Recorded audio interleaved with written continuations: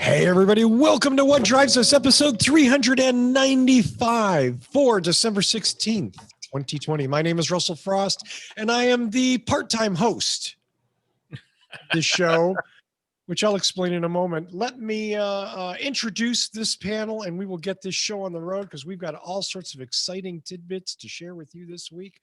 My co-host and good friend, Georgia McKenzie. Oh no, Georgia, no audio. Uh-oh. She had audio a minute ago. I don't know what happened. What? No audio bugs. There we go. She's back. Okay, yeah. Oof. Don't you love Zoom? But everybody, it's great to be here. I'm glad to see everyone. Well, at least we can see you. And, you know, there's gestures and American Sign Language and things like that. That's acceptable. Was that a moose? Look like this. Says the Canadian. Nice, nice. Well, speaking of the man, our moose identifier and friend in the Great White North, Mr. Mark Coughlin. Hello, everybody. How are you today? Can we all do this at the same time? Is that we could all... A screenshot. Oh, I don't know what's that. My hands aren't working. I don't know. Patrick says, I'm not How convenient for you, Patrick. I'm a leader. And Paul has... Never going to learn Italian that way. Our friend in the Pacific Northwest, Mr. Patrick Connor. Hello. I won't do the moose, but I will say wunderbar. Yeah, right. Yeah. So ASL, this is wonderful in ASL. Oh, is it? I didn't know. Yes. Yeah. And in German, it's wunderbar. See, So, hey, everybody. Welcome to our alternative transportation program. Hope you have a good time. thank you so much. Our friend in the Mid-Atlantic region, Mr. Supercharger, Kacey Green. Yeah, I just got back from doing a couple brand new superchargers, but it's been we started out with some of that weather that Mark and them deflected from Canada, and and then it turned into frozen rain instead of snow. So we'll see what the morning looks like.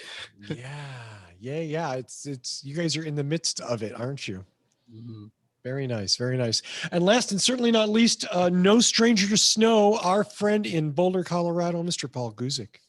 Hey everybody, there's not much snow around here. So. There you go. Not much snow in Boulder right now. Nope. Right now. Let's see. So okay. Let's get this show on the road. I want to comment about show 394, last week's episode, which those of you who watch the show regularly may have noticed I was not there. And if you look at the ratings, it's one of our highest rated shows.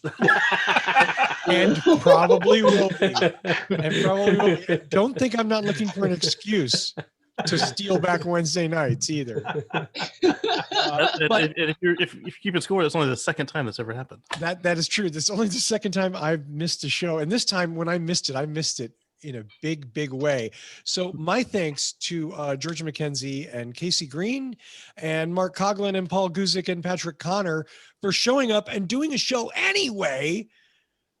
And I was almost moved to tears. Seriously, it was a wonderful thing that you guys just like grabbed that and said, we don't need that asshole anyway. Let's do a show without him. And you did. So cheers We to had my to friends use here. Skype. We couldn't figure out Zoom without you. So. Right. Yeah, Although nobody was hosting Zoom. Right. It is, We still got it done. Yeah, Zoom is sort of a one-person thing, sadly. They lock it to the person that pays for it. Right. So, So- we actually kind of went more like, hey, we don't know where he is. Hope he's all right. Let's give him a present if he's all right. It was a wonderful You know present. why? We love you. Oh, Yeah. oh, thank you. Wow. Well, so thank you so much. I hope everybody out there enjoys it, and thanks to all the people here for picking it up and doing it when I totally dropped the ball. So what was I doing last week? Well, not last Wednesday night, but last Monday, Tuesday, and Wednesday, I was in Newport Beach, California, driving the brand new Toyota Mirai, The good looking one. the very good looking one. And I published some videos today. There's going to be more videos coming out tomorrow and Friday from my Mirai experience. I encourage you all to go to youtube.com/whatdrivesus. If you're not a subscriber, please do. You'll get notifications if you ring the bell. And we appreciate your support because it's a huge help. Anyway, Mirai. And did it come with a full tank of fuel? I was just going to say, you know what? I'm not even going to start with I don't have a prepared Mirai rant. So questions. Yes, Paul, it did come with a full tank of fuel. And the people from Toyota were kind enough to ask me if I wanted to have the experience of refueling it. I hope you did. No, I declined because I refueled the first generation Mirai 3 times. It's not that exciting of a process. It's not. I had a chance to refill. And it's 50 miles away, the fueling. right. It actually wasn't, but typically when I drove mine in San Diego, yes, it was 30 miles away. Whoa. And I complained about detours for gas. Wow. Yeah. So any other? How much nicer was it than the ugly one? So I'm not a huge advocate that the first generation was ugly. It was thirsty and like needed air. It was like it's a bit ungainly. I think this one's much prettier. It's gorgeous. I like it. It's a nice looking car. It is exquisitely finished. The colors are nice in it. The interiors, when Toyota describes this as their flagship sedan, they are not gilding the lily. They have spent the money. They have spent the time. They want this to look like $66,000 worth of car. Now, whether or not it is $66,000, it looks like it. Can you buy it or is it lease only? Oh, you can certainly buy it. Absolutely, you can. You could buy the first generation one as well. From what I understand, unofficially, almost no one did. And it wouldn't surprise me. Yeah, it's a weird car. I mean, as a vehicle, because of the fuel, it's a $60,000 commuter. Mm-hmm. Yep. Are they going to come out with their version of the Honda Fill that Honda stopped doing for natural gas and hydrogen? Not that I'm It aware was a of. little compressor at your house, and it would just. Yeah, I think that was just natural gas.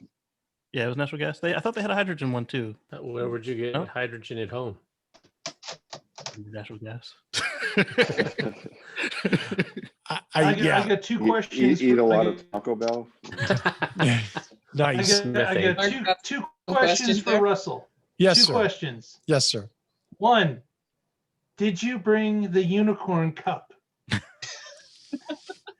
And if you did, question number 2, did you actually drink from the unicorn cup this time? Oh yeah. So, Mark, I love you for asking that question.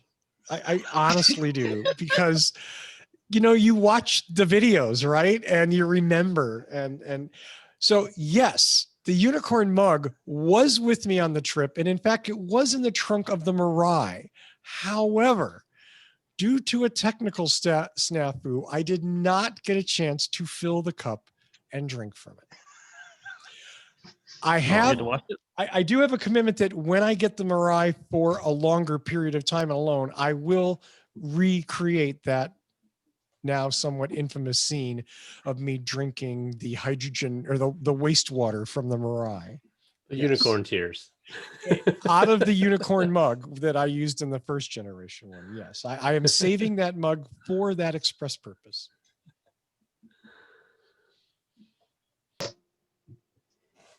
So that's it. Let's move on, I guess. Because And where might us see that video? At youtube.com/whatdrivesus, where, of course, if you subscribe, you got notified today that Russell uploaded 9 Mirai videos. That's 9 Mirai videos, including a 1-hour-long interview with the chief engineer of the Mirai. A very interesting review, especially if you can go through the translation lags. Yeah, I got them up here in this playlist. It stopped alerting me after 4. So just spamming your alerts, but Here's 4. We're gonna. In fact, I'm gonna make up a custom playlist. Thank you for reminding me of that, Kacey. Well, let's go to the news. And in fact, oddly enough, it's like the Kacey and Russell show today. So my apologies in advance to everyone for that. Kacey has the first story about a very interesting commercial vehicle. Yes. So occasionally we see spy shots of vehicles, and usually they're exciting sports cars or the next Honda Civic or something. And this time it was something a little more industrial. What was caught was the Rivian work van, and it was wrapped such to imply that it was not the Amazon version of the Rivian work truck. The Rivian work van, which excites me because I was wondering if they would waste that platform and just give it to Bezos, or if we could have, because I've been advocating for an EV camper van forever, and that's still my dream. And I think that that's a possibility since we've seen this. Let me see if I can't share a screen here. I'm sorry. How do we know this isn't the Amazon van? Because everything about it that suggests it's the Amazon van was hidden, including the logo where it would normally have the Amazon smile right here. Right. They hid that. It's flanked by 3 of the Rivian R1T trucks, and we've already seen this vehicle in full.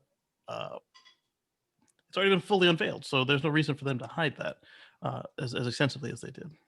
But if it is a test vehicle and it breaks down, you don't want bad Amazon advertisements. So it might. This is true. Yeah. It looks exactly like the Amazon van. That's the only reason I say that, Kacey. Right, but if you're going to use the same frame and it's going to be a work van, they would all be the same. You just don't want to put the Amazon smile on the Walgreens drug delivery truck. Yeah. I mean, I get that. Yeah, I get that. And, but it's weird that they didn't use the Amazon color and then just blank that out. Like, because Rivian on their other vehicles, they did just kind of use the regular colors and then put a wrap over that to obscure it a little bit. How exciting is to see this vehicle on the road? Yeah. Very. I mean, that's really cool news. Now, was it a flat road or a road going downhill? I don't think we've had that problem with Rivian yet. I mean, we've seen theirs going up the mountain and on the off roads and rooster tailing it and doing the tank turn. So I think this is another one of those companies that knows how to make a car. But we said the same thing about GM until I realized that I was being hoodwinked. So Yeah, I don't know if they're going to start selling those to anybody else yet. Amazon ordered what? How many? 100,000 of them. 100,000. So. Yeah. If you're Joe's plumber and you want one, you can be number 100,001, but you got a ways to wait. At least you have that option because, as we discussed previously, there might not be a used Amazon one that you could buy if they run them till they're done and they destroy them. We just don't know. That's what UPS does. Exactly. They drive them till the wheels fall off and they grind them up, and no one's ever bought a used UPS van. Yeah. Oh wow. Yeah.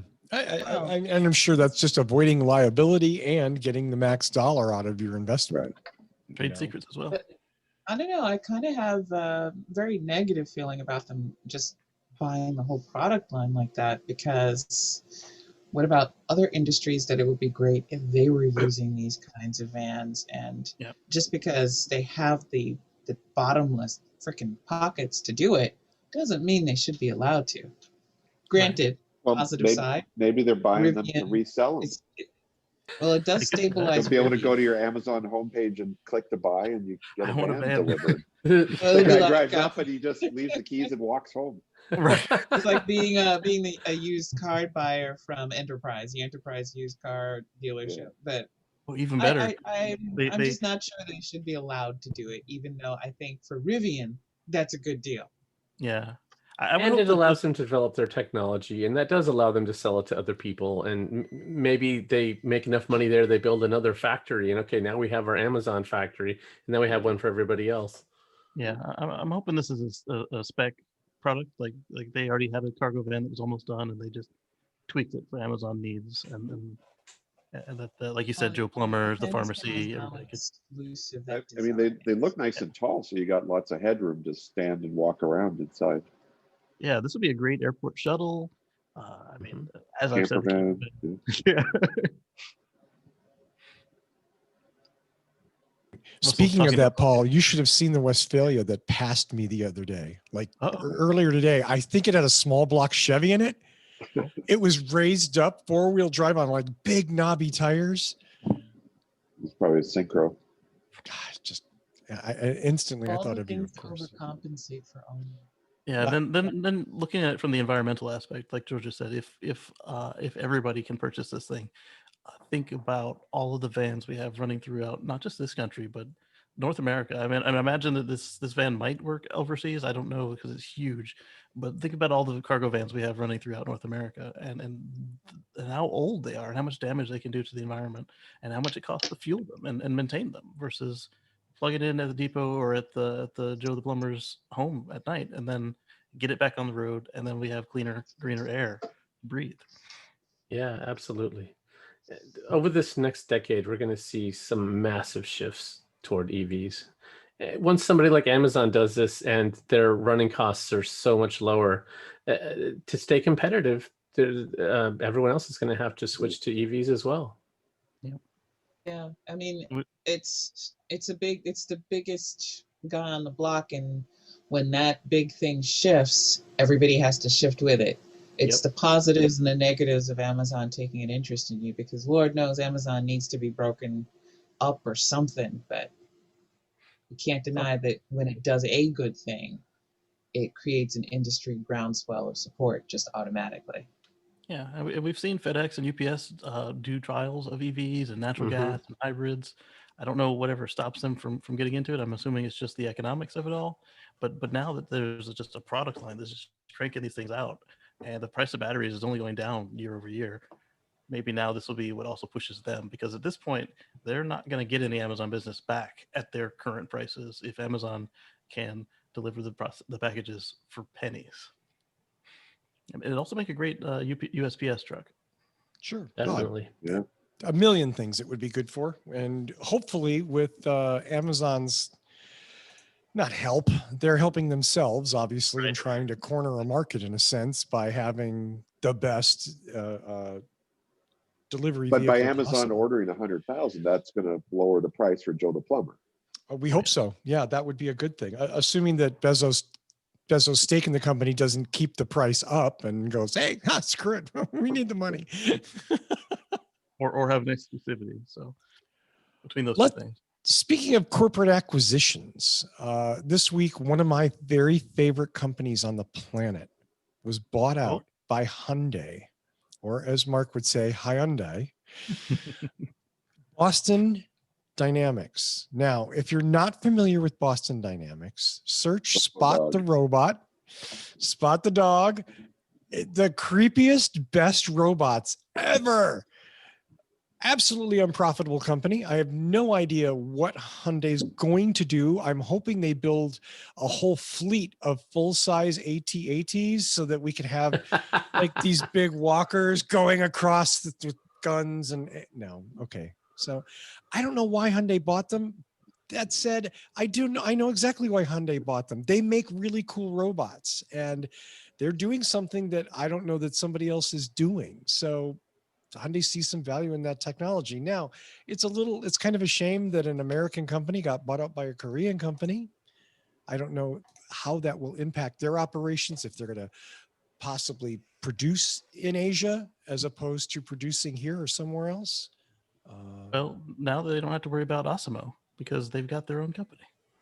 Yeah, Osimo, not a huge competitor, really. I mean, but yeah. Yes, so some of the videos of that dog are pretty cool. I mean, Yeah, they are. it's like a absolutely. puppy. It tries to climb up and it falls down and it gets up and it tries again. I mean, it's pretty smart.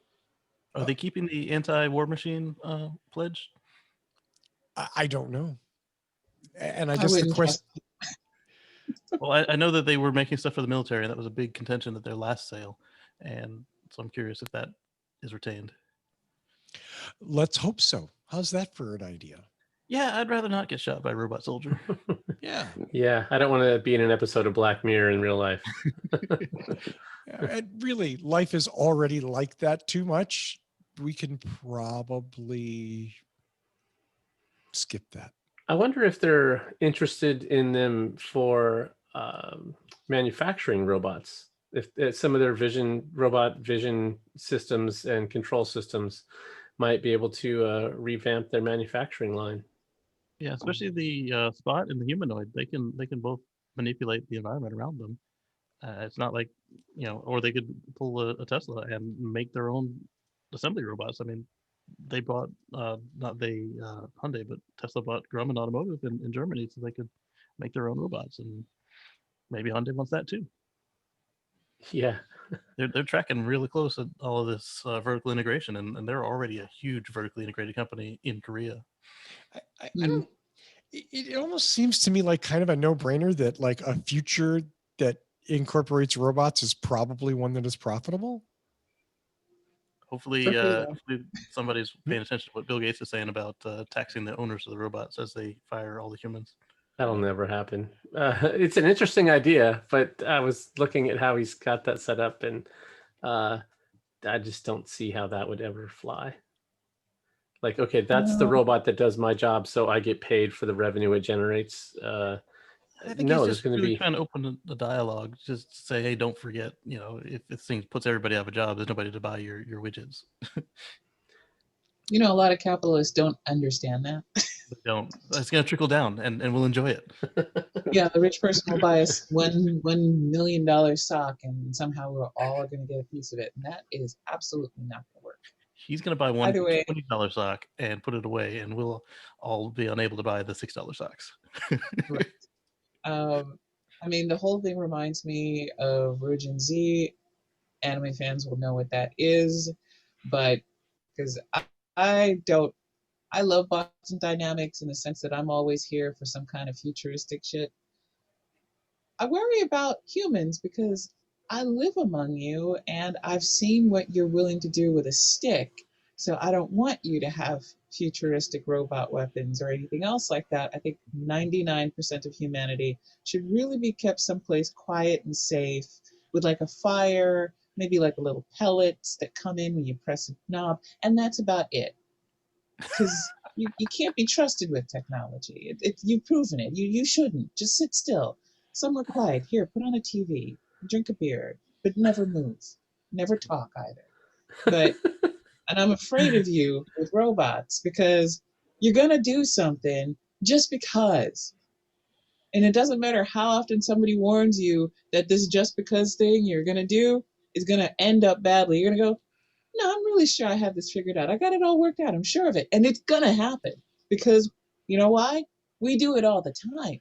Mm-hmm. So I kind of don't want to see a company like Hyundai that can actually achieve a final product take the people of Boston Dynamics that cannot make a really well done commercially available final product and merge them together, because I've already seen the police dog, the robotic dog that does wellness checks.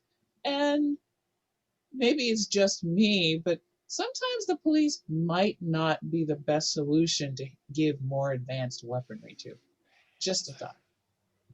It's almost as if we'd seen them perform with it in the last couple months or something. Maybe one or two incidences in their history, I'm sure. One or two. Absolutely. Well, on that note, I'm going to turn over the microphone to our friend Mark Coughlin, who's going to talk to us about this week in Tesla. Oh, wait, nothing happened, Mark? Thank you. Oh, wait. That's not, that's just me having, of course, lots of things happen. It never stops happening. And you know why I don't know? Because I don't watch this, the Tesla Life. And if I did, I'd know these things, right? Man, I thought you subscribed a long time ago. Wow, Russell, you just said that in public. I know 9 Mirai videos I'm not going to be watching.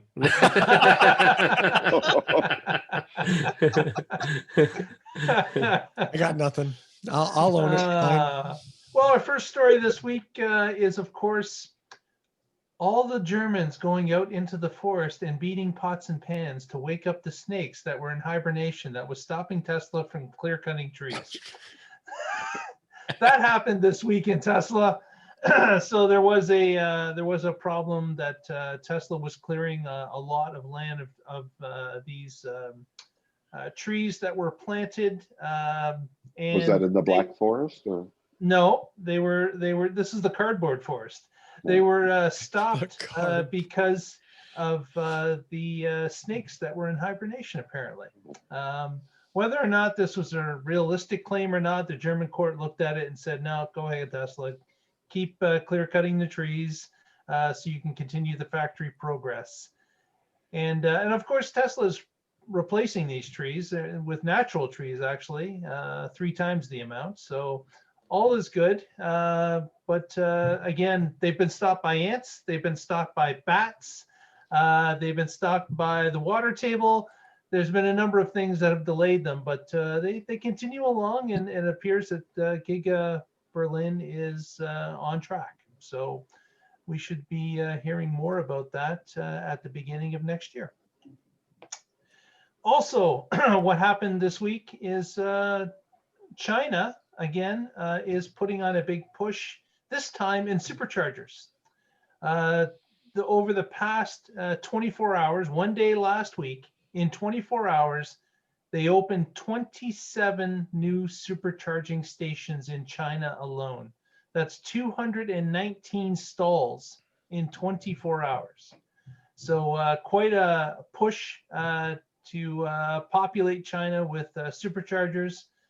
That reminisces me back to about a year ago when they opened the Trans-Canada Highway with about 23 superchargers that opened, not in a day, that took them a couple weeks. But this is interesting that China now has got this big push on. Obviously, the sale of cars is something that's driving that. And we look forward to more chargers as time goes along. And finally, this past weekend in Atlanta, Georgia, there was something put on called the Tesla Parade, which was a chance at a Guinness World Record for the most number of Teslas in one spot at one time. The previous record was held by China with 160 some cars. This Guinness World Record report indicated that they hit 339 in Atlanta this past Saturday. It was also a charity drive. They raised over $9,000 for the charity, and not too bad for something going on in a pandemic. We were saying on the Tesla Life that probably would have been a lot higher had it not been pandemic, but they still managed to pull off a record, and that was interesting to see that that happened this past Saturday. So just 3 of the stories. There are hundreds more. If you want to follow these stories, you can follow us on Twitter at the Tesla Life.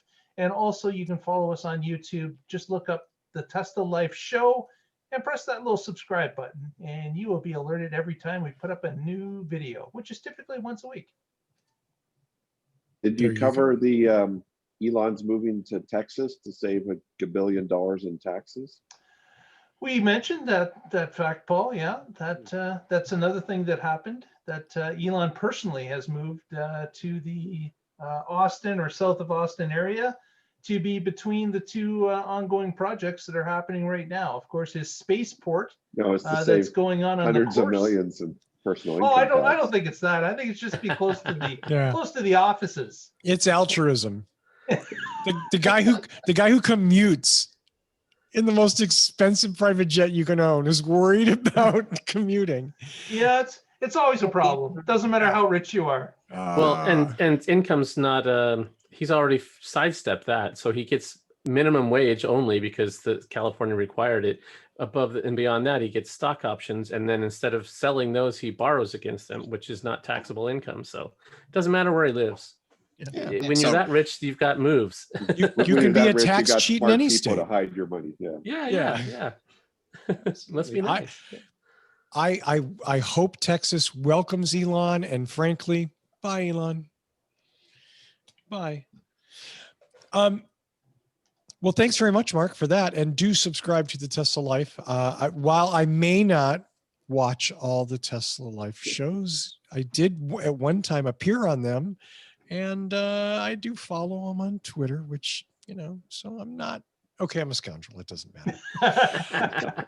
Let's go to Watch it something more if Musk wasn't there. slightly less I want scoundrelly. to be on the show more. That's a veiled hint that you guys should chit chat. There you go. Anybody recognize this? Yes. Uh-huh. It's a 72 Bronco. Bingo! World War II Jeep. Exactly. And funny, one of the hottest cars this year, the reissued Bronco, Yeah.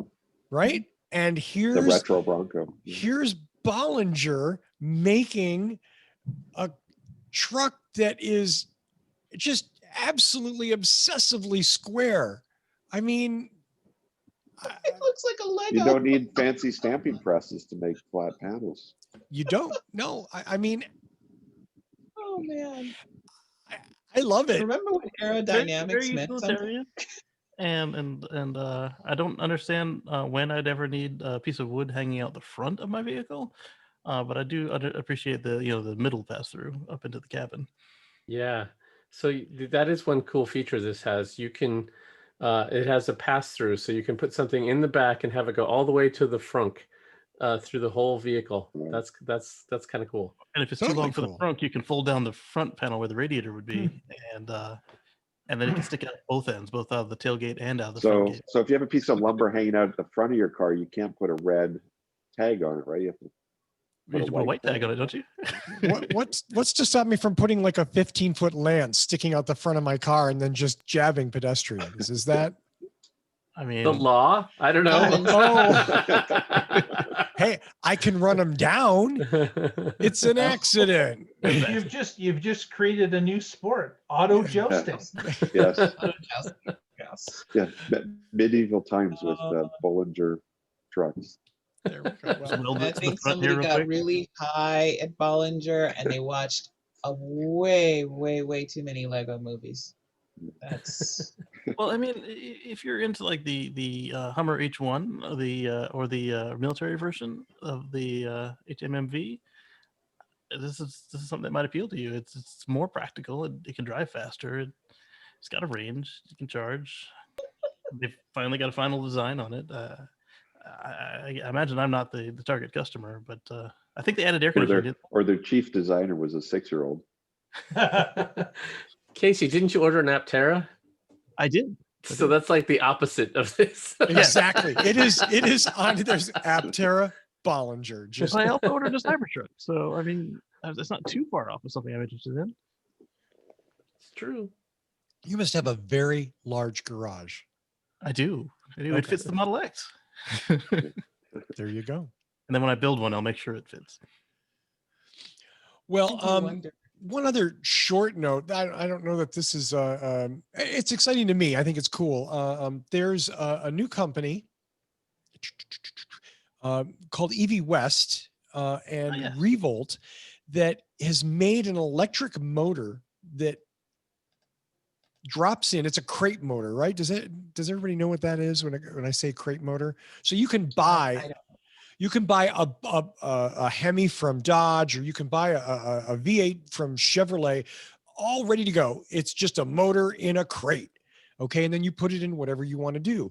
This is an electric crate motor that locks in exactly the same way that a small block Chevy would. So you take that old gas motor out, put this bad boy in, connect Your with the hot trans, rod, yeah. and boom, all of a sudden you have an electric vehicle. Now, of course, there's no battery. You got to put the battery packs in and all that, but it's very cool that look at what happened with electric bikes when Bosch made their motor hubs and their electric bike system. And they not only said they were going to sell it, they were selling it to OEMs. They would sell it to anybody. And all of a sudden there's this flurry of companies making cool electric bikes. Mhm. It's a great, cool thing. Yeah, EV West has been around for a while doing awesome stuff, like conversions usually, and I would trust them with this. Yeah, at least 2013. And if you've been doing conversions, they're one of the big suppliers. How to get the right part for whatever conversion or adapter kit. They're one of the resources that a lot of conversion folks use. Yep. And didn't Bosch say they were going to get into this business, and then I haven't heard anything beyond the announcement from Bosch. So this I actually expect these guys to actually put it on the market because they can't afford to waffle about like that. Yeah, I don't know, just but I think find it's that- cool. Yeah, I mean, They not that have to Bosch said throw crate this one motors; out they were to going Paul, for though. manufacturers. That resolving that 533 HP and the 800 pound foot of torque, like, It's going to destroy the, seems like the that's- rear end of your car. But yeah, I mean, that's a lot. And between that and the $25,000 to $35,000 price range, yikes. It is pricey. How much does a regular crate motor cost? Let's find out. like 6 to 8 grand, depending Oh, how you it's would- configured. yeah. Okay. You know, if So there's some small old premium. old Chevy vehicles that can be revised or Like updated if with you're this, some dude who has a 68 Camaro and you want to electrify it, this is Exactly. like drop it in and add a battery pack and relatively easy to do. And Is you can it support worth the money? If you love that car and you have the Yeah, money, then yes, is it worth it's Spending 50 personal grand opinion, on yeah. a 68 Camaro? To some people, yeah. right? Yeah, I mean, Yeah. look at the used prices that those old muscle cars are going for Oh, it's now, and crazy, even yeah. older any kind of car, and it's crazy. Where are these people getting the money to spend this stuff? And it could stay a muscle car with this kind of performance. You just got to beef up the connectors. a lot. yeah, you'd be snapping rear axles left and right if you leave it stuck. Yeah. I would think so. That's how Well- you find out which parts you need to replace. Right. But Which you one don't want broke? it to impact the body. Put it in Florida. Well, Kacey has a story coming from a company that I think is one of the most interesting and exciting companies that rolling out vehicles today, and we'll learn more from Kacey Green. Yes. So you may have seen the Zoox and their competitors of the exact same shape and style roaming your local movies and news reports. Well, they have made some progress. They're showing off their automated vehicle, and they have announced their battery size is going to be about 100 kilowatt hours. And so that was in the news. And I figured that this might be one that Georgia enjoys if they make it to market, because it's aimed at public transportation, and it should be affordable for the end user. Unfortunately, she won't like the fact that Mr. Bezos also owns this company. Well, I have to admit, I do like the fact that it looks like it was made by, like, what is that, Playmobil? Playskill or something like that, or Roblox. It's adorable. Well, Playmobil. I mean, it's got a freaking face on it. It's and you don't want to eat something with a face, but you do want to pet and rub the tummy of this vehicle. This is adorably cute. Yeah. But no, I don't. We don't really need to have Jeff Bezos owning. Okay. So the best thing about this, the very, very best thing about this is it's an autonomous vehicle, but it's not a freaking individually owned passenger car. Right. Okay. Yes. There are a billion wonderful uses for a small autonomous vehicle that can take multiple passengers, that isn't catered to going at high speeds or doing, you know what I mean? That this is about moving people from point A to point B and moving a lot of them efficiently. Yay. Yeah. Sadly, Yeah. we've got to rely on billionaires for the development. That's Yeah. also true. I mean, okay, I'm also going to throw a little bit of the economic issues by making this an autonomous vehicle. So let's say we use it to just take people from the long-term parking lot at an airport to the terminals. It's a set track, but you know what? That's a number of jobs that are going to disappear out of the economy. So 6 on one hand and half a dozen on the other for the positive and negative column. You'll It's reduce- something we're going to have to think about when these things really do start coming out. Yeah, we'll reduce the emissions, we'll reduce the dwell time and the wait time, because you can put more of them up there for the same price as your human would cost as far as wages, taxes, social Less. security, and healthcare. I And mean, you're talking pension benefits, because it's really where Pension, yeah. most of this stuff gets stuck is once you are no longer part of the workplace and your employer has to contribute to your retirement funding. that's where most contract negotiations and most budgets are see that as a big red flag of reduced headcount. It's not your current wages, it's your post-work wages. Yeah. And they did a decent job of integrating the sensors. It kept as close to the concept vehicle as one could hope. It still seats 4. I, I was impressed at how it looks as a final vehicle versus what they showed us last time. It's very minimal changes. It's like they just not like the Google car with like the sled on top, but it's got a little couple like a bug antenna coming creeping up out the roof.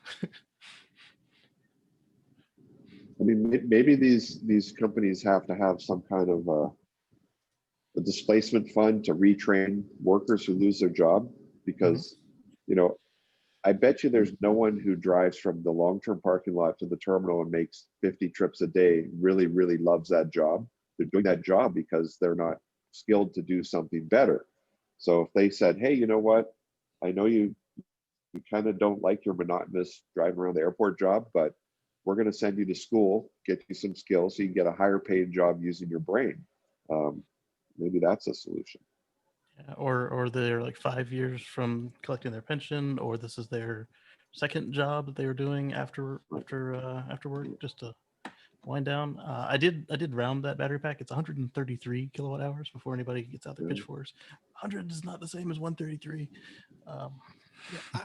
It's a few trips in the airport. Look, truth be known, Yeah. I'd be just as happy if this wasn't autonomous and there was a driver in it. That You would be know, cool. a small electric I prefer it. transport vehicle would be fantastic. But again, Well, we could go back to that crate motor and put it inside one of those existing half vans. And do wheelies. or just buy a whole bunch of old 68 Camaros, you know, and who doesn't want to be shuttled in a 68 Camaro? Well, I don't actually. They're really uncomfortable. Yeah, we've had wave and wave of new technology and automation, and then there has, I mean, the Luddites' concern was we're going to be put out of work and not have jobs, and maybe that's true this time, but it hasn't been true in the past. And if it does come to be, then we have other things we can look at, like universal basic income and things that if it really does become a societal problem. But I'm with Paul. Let's just hope that this means that people go on and find more fulfilling work and with a job that they actually enjoy, and they get to be creative and not just a driver. Would just, I don't know. I would The hate same that. route over and over and over. Like, Yeah. Yeah. At least like a long haul trucker, the view changes every now and then, but Right. driving back and forth in airport traffic all day, every day. Oh my God, kill me now. I imagine it'd be the same type as like the ones that would drive the city bus. I mean, you see new people Yeah. on the same route every day. Okay, yeah, maybe you can find rewards in it. Yeah. Okay, yeah. I mean, I wouldn't, but some people do. A lot of it, a lot of it isn't so much, wow, I'm having an exciting, thrilling adventure driving day. A lot of it is, I'm seeing the same people every day on this route, and I go on there and I pick them up and they say hi. You know, I knew my bus drivers in San Francisco, you know, and it's a lot of it is looking at not so much the physical act that you're doing, but what are you doing it for? Are you working with people? Are there other humans involved? And if you're driving a bus, even if you're going from lot A to lot B and back and back and back and back, there's still people there and you're helping them with luggage or you're doing whatever. That's, I think there's a lot of value in that. Yeah. Also, I imagine that for the disabled access versions of this, you might need an assistant to help with strapping and stuff. So, I mean, not all the jobs are going away. Yeah, absolutely. Well, speaking of jobs going away, UC Davis has what is called the Institute of Transportation Studies that does, hey, studies, go figure. Yeah, it's a university. And they published a report at the beginning of the month called Keeping E-commerce Environmentally Friendly, What Consumers Can Do. And I'm going to encourage you, of course, the link to read this article will be in the show notes, and I'm going to encourage everyone to read it and check it out. But I'm also going to very cynically say, given what happened with Prop 22 in California, ain't nobody have any shits to give about how to keep environmentally friendly thing. They just want their hamburger when they want it, and they want their Amazon package when they want it. And sadly, that's kind of where we are. And I think at some point, and that's hinted at in this report, we're going to see that what we paid for that stuff, not in cash money at the time of purchase, but in pollution and congestion and everything else, was a horrendous price for our convenience. But hey, I got my gluten-free pasta delivered to my door in 24 hours. And that's all that's really important. Yeah, it's the drowning in stuff mentality. We've talked about how our convenience is killing us, and this is right along that same line. I was my sister-in-law sent out something the other day talking about how for just a small amount of additional spending per year, like $40 per year, you could quadruple the amount of stuff that was produced in the US in your purchasing, and then it would create more jobs locally, and it wouldn't be transported across the Pacific to get to you with tons of pollution. And yet we don't do that. Most people just buy whatever's on sale or whatever's cheapest. They're not looking at what's the carbon footprint, where was it manufactured, none of the above. It's sad but true. I just got done watching a documentary. Well, we also kind of have to think about the fact that as a lot of small businesses, which are honestly the largest employers, are small businesses, but as they're shut down because their margins are too small to survive the absolute mess of this pandemic, then we have a lot more people entering the workforce. And what is the most likely job that they're able to run out and just start doing to just enhance even their unemployment while they're looking for something else? These kinds of gig economy jobs that mean that they're going to be on the road. And I think that the frank truth is that it's not just the environmental impact of that. It's going to be multiplied as the fallout from the economic decisions made during this COVID year and into the next. So it's not that we're not even going to fully see the full results until probably this time next year At to least. see what happens. Yeah. Like I said, I was watching a documentary that went on about the way that the plastics companies kind of tricked us with their environmentally. I mean, we've discussed this here before, but they kind of went through and visually explained how that middle section of plastic that we were shipping to China that they dropped off, and then it's the impact of our consumerist nature, our societies in the Western world right now is just incredible. And like you said, for a little bit more, we could get it all done locally with sustainable packaging and proper recycling, because they do recycle plastics, but only the ones that are worth it. And so, we could get them to make our packaging out of that. And Yep. Well, we'll see. The good thing is that the price of batteries continues to drop. I just saw something about what was the number, $100 per kilowatt hour, or what was no, let me requote that. I just saw that $100 per kilowatt hour, and that will help make EVs cheaper up front, because that's been what's holding them back. And then we can have all these transport vehicles that we were just talking about be electric, and that'll help reduce some of the pollution that's involved in transporting all of our goods. We've certainly gotten used to a level of convenience that I'm not sure we've earned.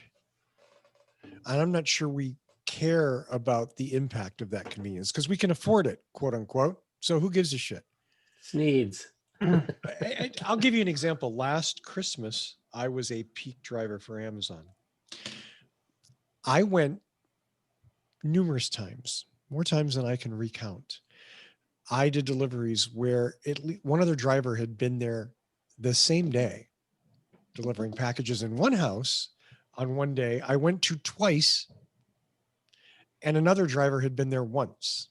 3 envelopes on their front door, 3 V8 engines drove from the distribution center to this house to drop off a box of something, a bag of something, because they're Prime subscribers and they get stuff really fast. Now, it's not their fault, but it is. but it is their fault because really, did we need to bring 3 packages to one house on one day? But Amazon has improved their algorithm. Like there'll be times when I'll order 4 different times in the day as I think of stuff I need. And I'll get an email that says, hey, we've consolidated all of your orders into one box, even though there were separate orders, and they'll arrive tomorrow or the next day. And they also sometimes will say, hey, if you don't mind, instead of giving you a couple things that are in stock tomorrow and the rest next week, if you just wait till next week, you'll get it all at once and it's better for everybody. So they're starting to give the consumer choice. I just wish that second option they would have a better value proposition than it saves the environment, or I mean, yes, it does, but the way Right, that if they said, the way, hey, if you wait till next Thursday for everything, we'll give you $3 off. right. If they said Then- we put this then for people would you, click it. or you'd save 20 pounds of CO2, but right now the way it words, like, oh, you're better for the environment. The way it words Right. is like, oh, it saves Mr. Bezos another 12 cents. It's and you know what, Paul, I'll agree with you in that as evil as whatever Amazon is, Amazon's one of the better companies at a lot of things, and the logistics and minimizing the trips and the costs. For them, that's Amazon's focus, not at minimizing environmental impact. And the return policy, how you can take your return to the Whole Food store without the packaging and just give it to them, and they'll consolidate it with all the other returns and then pick them up. right, So that's Amazon's good, but there's Shipped and Grubhub and DoorDash and Postmates and a bunch Uber, all those other Eats. people, the Uber Eats, all those people that I'm leaving out that are doing the same delivery thing again, over and over and over again. And again, it's congestion. It's not just give them all an EV, then it's congestion and it's traffic accidents and it's injuries to pedestrians and road maintenance and all this other stuff. Like, and we just do it because we can afford it. We don't think about the impact of it. This single-use, non-rechargeable batteries shipped in paper and non-recyclable plastic. I mean, I could have gone. I'd say, Kacey, you're off the show. Yeah. Well, But and that's that's the whole packaging thing. Like, you know, Yeah. at my auto shop, we buy cabin filters 100 at a time, and no one sells a big box with 100 filters in it. We get a big box with 100 individually packaged filters that are designed for the 1 unit retail sale, which is a total waste. So we have to sit there and open them all, throw all the way the packaging, then we put the 100 raw filters in a big box, you know. So it's like they Just got to makes it get it hard. better.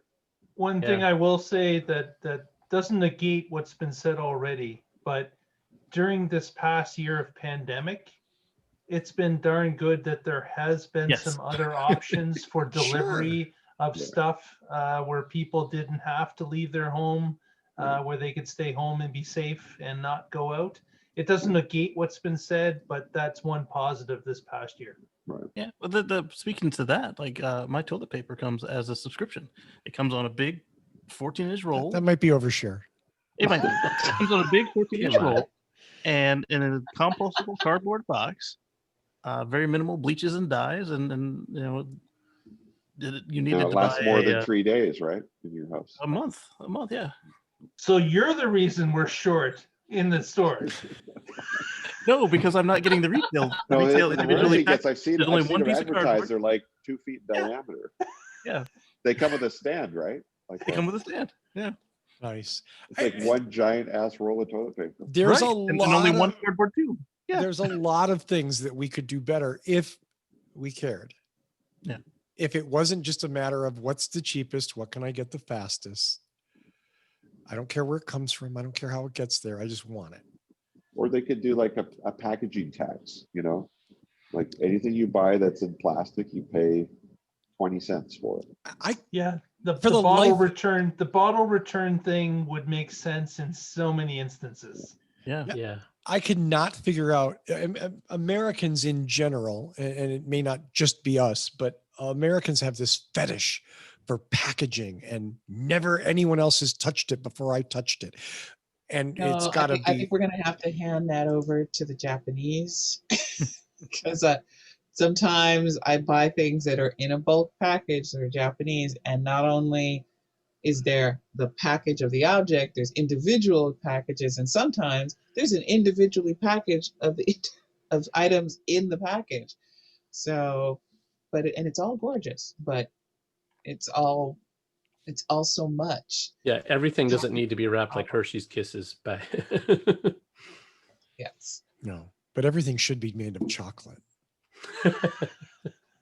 No, Maybe not a Tesla. We need to be more conscious of our packaging and our delivery and our consumers' patterns, but they also need to have consequences for exploiting that with the marketing and with the sales itself. Everybody has a role to play in this, not just the consumers, because their brains have been hijacked.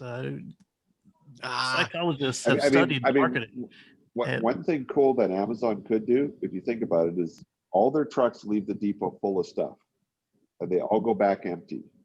Now, if they had a policy that if you're a Prime user, you got an Amazon recycling bin, That'd be you awesome. put all your Amazon packaging waste in the bin, and when they deliver stuff, they take your recycling back, and then they properly recycle it. tens of thousands of Amazon drivers want you dead right now. Okay. But if it's in a nice clean bin that they don't. It's a wonderful point, Paul. It really is. It's a brilliant point, because you're right. As that truck gets emptier, why aren't you picking up old packaging or something and taking it back to the warehouse? And take it back to recycle. And maybe they could reuse the boxes. But we do have these options. We do have, in multiple municipalities, we have plastic. A lot of the wrapping stuffs that you get are recyclable plastic, depending on the plastic level. And then we have Amazon packages come in cardboard. My entire floor is littered with old packaging right now because I'm boxing up all the Christmas stuff and trying to ship it out tomorrow. You can recycle it. You can recycle the paper. I will say, as a person who lives in an apartment complex, you sons of bitches. Why can't you just put it in recycling and stop putting their trash in there? And the problem is not specifically the companies. The companies are not really the source of the problem. We are. We are the source of the problem, because for far too many of us people, there's some of us who are idiots who are busy breaking down the components and making sure that even the parts are recyclable and getting it out there properly. And then there are people who are taking the compost bin and putting linens into it that they don't want anymore. What are you going to do? I have the exact same problem in my apartment complex. I don't even want to go into it. It's so sad to me. Every so often I'm out there and I'm just like, they must think I am the meanest, awfulest person, because I'm just like, I cannot stand you people anymore. Georgie, you are pretty mean. Yeah, I am. Okay.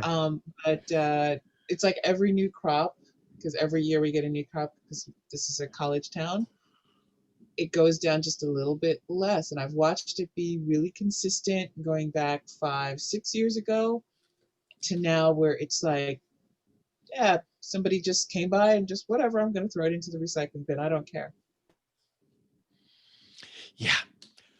Let's go to our final story of the night, to Mr. Kacey Green. How about we take a trip to the candy machine? Oh. Speaking of everything made of chocolate. My wish has come true. So our friend Kyle Connor of Outer Spec Motoring and Inside EVs got a chance to have some hands-on time with the Kandi EV.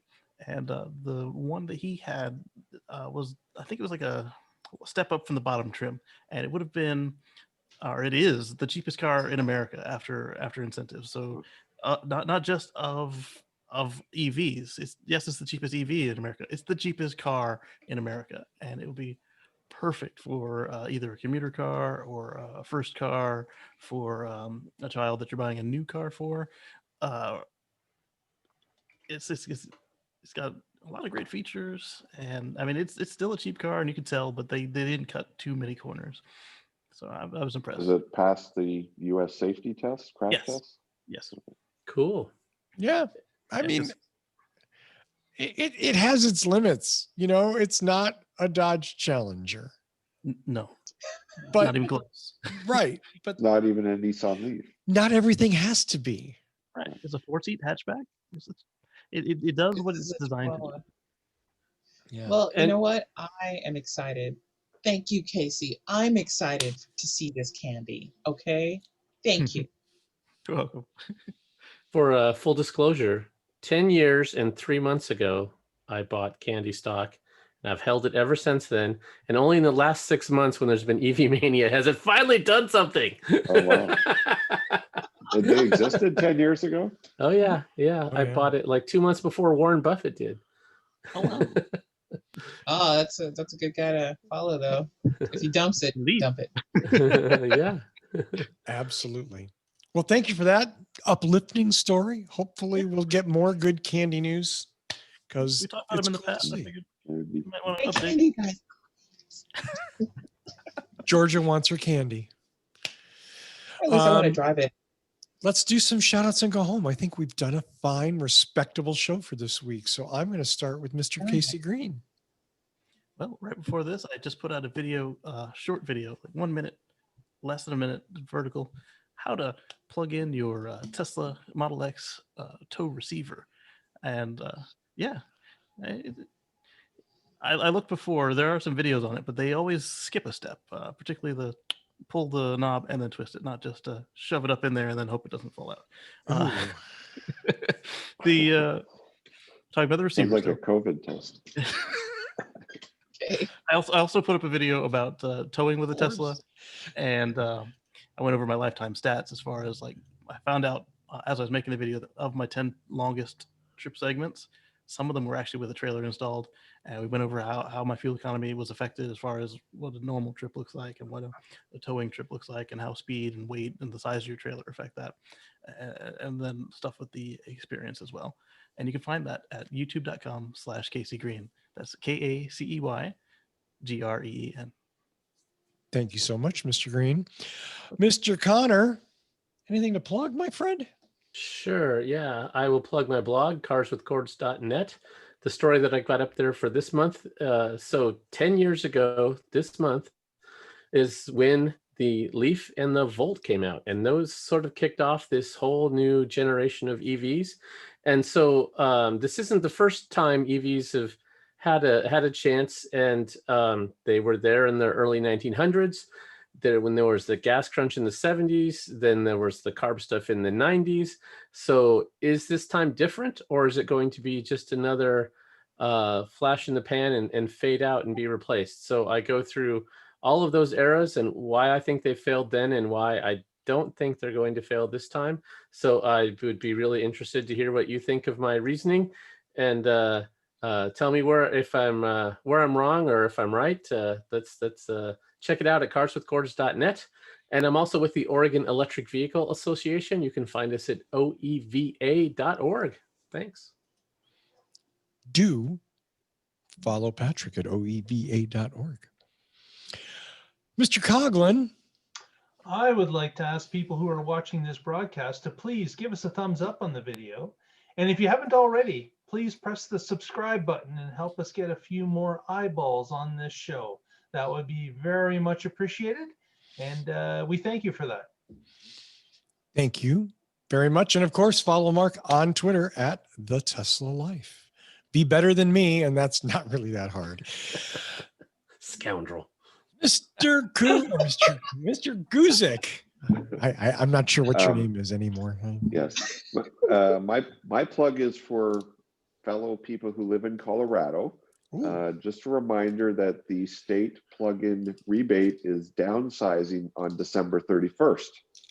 So if you're thinking of buying any car that plugs in the wall, Tesla, Leaf, Bolt, Nero, Kandi, if you buy it before December 31st, the state of Colorado will give you a $4,000 tax credit. On January 1st, it drops down to $2,500. So $1,500 extra dollars if you spend your money this year. So Wow. if you And buy some a of those Kandi cars in have the Colorado, federal. well, Some that's of the those thing. If you cars buy still. a Kandi in Colorado, they're almost free. Yeah, because you get 7,500 for the feds, and then you get you said 4,500 right now? 4,000 in 4,000. Colorado. Okay. Yeah. So So it's gonna be about a $6,000 Kandi. Yeah. I don't think they have any dealers in Colorado yet, but No, you but might want to call them, see if they'll sell you one. But how cool is that? That like people on limited income can potentially, that's the thing that I find exciting. Like, hey, here's a little EV, and you don't have to put $60,000 out Right. to get it. Yeah, and buying at the end of the year is smart, just because then you can do your taxes and immediately get that money back. Right. Yep. Where if you bought at the beginning of the year, you have to wait a long time because those are tax rebates. Right. So yeah. And if you Yeah. get the previous model year, instead of if you get a 20 instead of a 21, depending on Yeah, where you sometimes live, they're your vehicle discounted. taxes- Yeah. Well, that was that. But Yep. your vehicle taxes, if they're in a different year, and that year Right. that you bought it has passed, then you don't have to pay from the book. You're going to pay based on what you paid. So it's So pretty- remember, like all those people in your lives, they don't really need stuff, but you need a new electronic vehicle. Come on out there and do In a that. new candy car. That's right. Give them a card. Cards mean love. New car means love for you. clean air, responsible transportation. And love Yeah. for the Yeah. planet. There you go. It's a Georgia, plug world is yours. I got nothing to plug but us, baby. So don't forget to hit like and subscribe. And we're gonna have a show next week, so there's no slack in here. We just because it's a holiday. We're, Yeah, we're I think so. agnostic and proud. Absolutely. So hit your likes and subscribes. Join us next week. And of course, don't forget to check out Tesla Live. Don't forget to head over to Kacey to learn all about that plug-in stuff. And hang out with Patrick. Throw some questions at him. He's got answers. You need them. Go on. And I'm going to toss it back to Russell. Patrick's really fun to argue with. Yeah, Russell and I have a whole drinking game around it. Yeah. And I think I I've agree. earned at least 7,000 beers from Patrick, or at least that's my viewpoint. We still haven't gotten any viewer to go back through all 300 and some shows and tally them all up. Yeah. It would probably be a frightening sum. I want to remind you once again that I am putting out a whole host of Toyota Mirai videos, which you can watch at youtube.com/whatdrivesus. Please subscribe. Please get notifications, and then you'll be notified when they come up. And if you're not that interested in fuel cell vehicles, that's okay. There's other stuff there that's too, like the show, like other reviews, all sorts of cool things, and more cool things coming up very soon. As always, I want to thank Michael Manring for our theme music. Visit him at manthing.com. I want to thank Paul Guzik, Georgia McKenzie, Mark Coughlin, Patrick Connor, and Kacey Green for doing an amazing show last week and for doing an amazing show this week, even handicapped by my presence. Check out that Mirai playlist when he gets it up there. Oh, Yeah, I'm interested in that. now I have to go make the playlist. Thanks, If you make the Kacey. playlist, it pushes them through from video to video, so they don't have to go look for them. I know, and And they that's can't get distracted. when you do a 1-minute video, they want to see, that thing. So, as always, of course, we do the show for all of you. So thank you very much for watching and or listening. Download us next week and find out what drives us. Uh-oh. Music. See you next week.